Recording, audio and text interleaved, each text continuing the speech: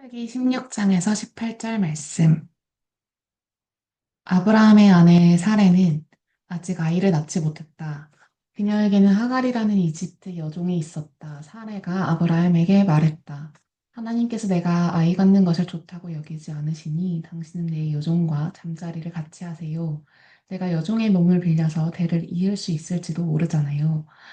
아브라함은 사레의 말을 따르기로 했다. 그리하여 아브라함의 아내 사레는 자신의 이집트 여종 하갈을 데려다가 자기 남편 아브라함에게 아내로 주었다. 이것은 아브라함이 가나안 땅에 산 지 10년이 지난 뒤의 일이었다. 그가 하갈과 잠자리를 같이 하자 하갈이 임신을 했다. 하갈은 자신이 임신한 것을 알고 자신의 여주인을 업신이 여겼다. 사레가 아브라함에게 말했다. 내가 이런 능욕을 당하는 것은 다 당신 책임이에요. 내가 내 여종을 당신과 잠자리를 같이 하도록 했건만 그 종이 자기가 임신한 것을 알고서 나를 업신 여기지 뭐예요. 하나님께서 우리 중에 누가 옳은지 결정해 주시면 좋겠어요. 아브라함이 말했다. 당신이 결정하거려. 당신 종은 당신 소관이잖소. 사회가 하갈을 학대하자 하갈이 달아났다. 하나님의 천사가 광야의 샘 곁에서 하갈을 발견했다. 그 샘은 수르로 가는 길가에 있었다. 천사가 말했다. 사레의 여종 하갈아, 여기서 무엇을 하고 있느냐? 하갈이 대답했다. 내 여주인 사레에게서 도망치는 중입니다. 하나님의 천사가 말했다. 내 여주인에게로 돌아가거라. 그녀의 학대를 참아내어라. 천사가 계속해서 말했다. 내가 네게 큰 민족, 셀 수 없을 만큼 많은 자손을 주겠다. 내가 임신했으니 아들을 낳을 것이다. 너는 그 이름을 이스마엘이라 하여라. 하나님께서 내 소리를 듣고 응답하셨다. 그는 날뛰는 야생마처럼 될 것이다. 남과 맞서 싸우고 남도 그와 맞서 싸울 것이다. 그는 늘 문제를 일으키며 자기 가족과도 사이가 좋지 못할 것이다. 하갈이 자신에게 말씀하신 하나님께 기도하며 나를 보시는 하나님이라고 불렀다. 그래, 그분께서 나를 보셨고 나도 그분을 배웠다.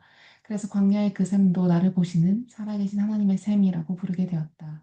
그 샘은 지금도 가데스와 베레 사이에 그대로 있다. 하갈이 아브라함에게서 아들을 낳았다. 아브라함이 그 아이의 이름을 이스마엘이라고 했다. 하갈이 아브라함의 아들 이스마엘을 낳았을 때에 아브라함은 86살이었다. 아브라함이 99살이 되었을 때 하나님께서 그에게 나타나셔서 말씀하셨다. 나는 강한 하나님이다. 너는 내 앞에서 흠없이 살고 온전하게 살아라. 내가 나와 너 사이에 언약을 맺고 내게 큰 민족을 줄 것이다. 아브라함이 압도되어 얼굴을 땅에 대고 엎드렸다. 하나님께서 그에게 말씀하셨다. 이것은 내가 너와 맺은 언약이다. 너는 수많은 민족들의 아버지가 될 것이다. 이제 내 이름은 더 이상 아브라함이 아니라 아브라함이다.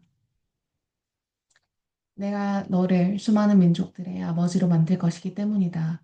내가 너를 아버지들의 아버지로 만들겠다. 내게서 여러 민족이 나오고 내게서 여러 왕이 나오게 하겠다.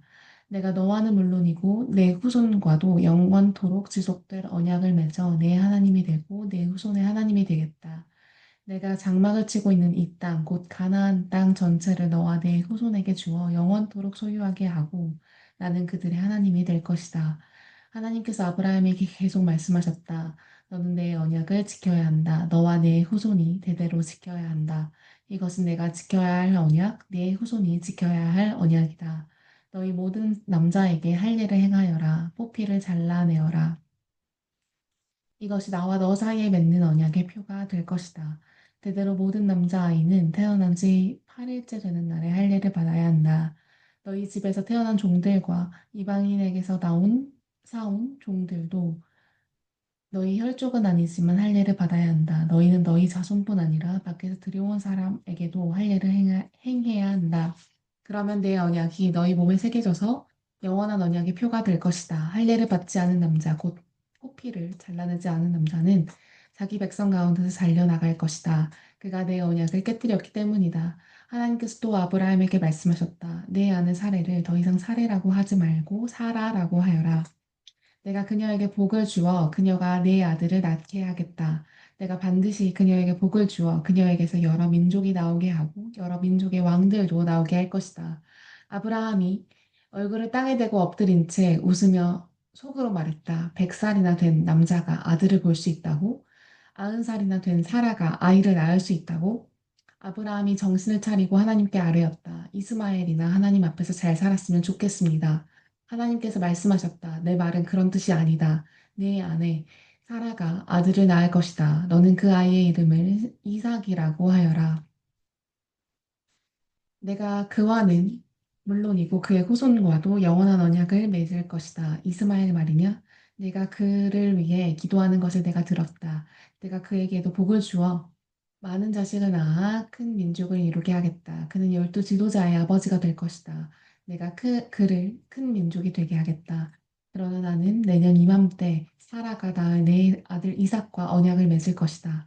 하나님께서 아브라함과 말씀을 마치고 떠나가셨다. 그날 아브라함은 자기 아들 이스마엘과 집에서 태어난 종과 돈을 주고 사온 모든 종, 곧 자기 집안의 모든 남자를 데려다가 하나님께서 말씀하신 대로 그의 포피를 잘라내어 할례를 행했다.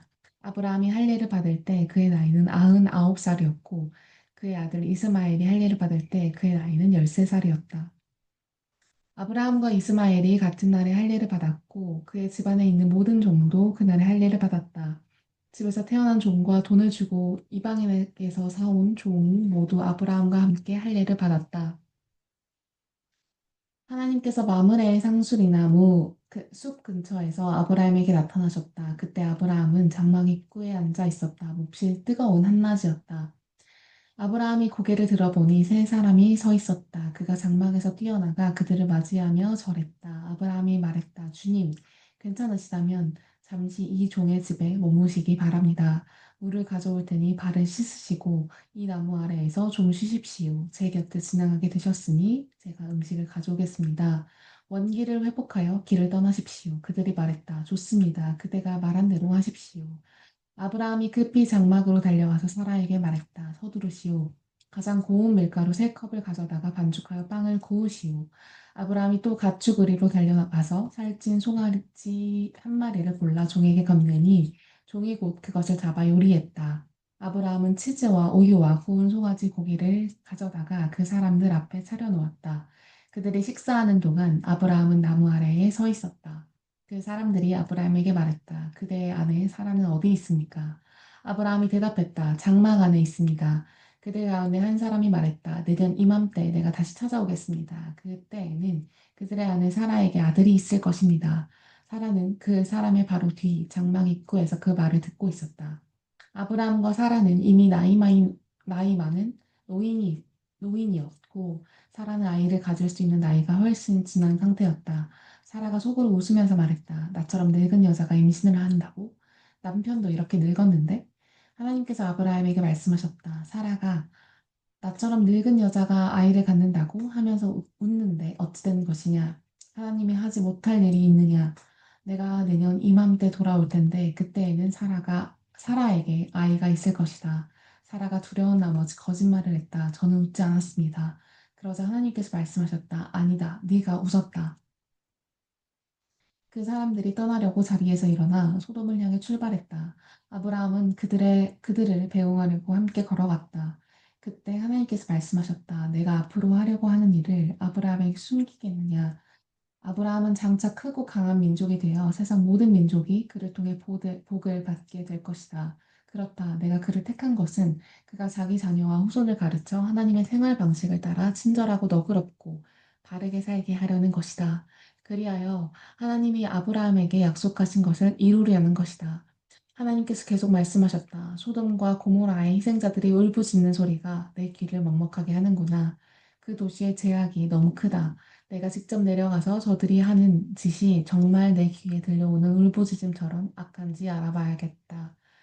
그 사람들이 소돔을 향해 출발했으나 아브라함은 하나님의 길에서 그 길을 가로막았다.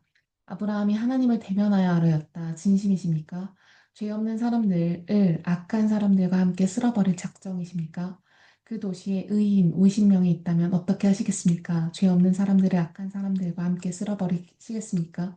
의인 50명을 봐서라도 그 도시를 용서하지 않으시렵니까? 저는 주께서 의인과 악인을 구별하지 않고 죽이실 것이라고는 생각하지 않습니다. 세상을 심판하시는 분께서 공정하게 심판하셔야 하지 않겠습니까? 하나님께서 말씀하셨다. 소돔에 의인 50명이 있으면 내가 그들을 봐서 그 도시를 용서하겠다. 아브라함이 다시 아뢰었다. 한 줌 흙에 지나지 않는 제가 감히 주께 말씀드립니다.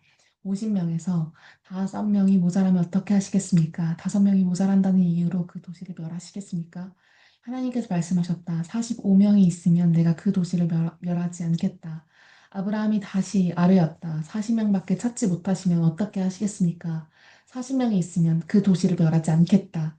아브라함이 아뢰었다. 주님, 노하지 마십시오. 30명밖에 찾지 못하시면 어떻게 하시겠습니까? 30명만 찾을 수 있어도 내가 그 도시를 멸하지 않겠다. 아브라함이 더 강하게 아뢰었다. 주님, 부디 참아주십시오. 20명이면 어떻게 하시겠습니까? 20명만 있어도 내가 그 도시를 멸하지 않겠다. 아브라함이 멈추지 않고 아뢰었다. 주님, 이번이 마지막이니 노하지 마십시오. 10명밖에 찾지 못하시면 어떻게 하시겠습니까? 그 10명을 봐서라도 내가 그 도시를 멸하지 않겠다. 하나님께서 아브라함과 말씀을 마치고 떠나가셨다. 아브라함은 집으로 돌아갔다. 아멘. 사랑의 하나님, 감사합니다. 오늘도 귀한 말씀을 통해서 우리에게 또 깨달음을 주심에 너무나도 감사드립니다. 하나님, 언제나 의인을 찾으시는 주님, 주님 앞에서 언제나 죄인됨을 고백합니다. 하지만 저희가 주의 말씀을 경청하고 주의 말씀을 따라 순종하려고 노력할 때 하나님께서 우리를 정말로 의인으로 빚어 나가심을 저희가 믿습니다. 하나님, 오늘도 주 안에서 살 수 있게 도와주시고, 주 안에서 정말로 능치 못함이 없음을 믿고, 하나님의 말씀을 전적으로 믿고 신뢰하며 나아갈 수 있게 도와주세요. 오늘도 우리에게 승리를 허락하실 주님을 기대합니다. 주님을 믿고 순종하며 나아가기 원합니다. 감사드리고 예수님의 이름으로 기도드렸습니다. 아멘.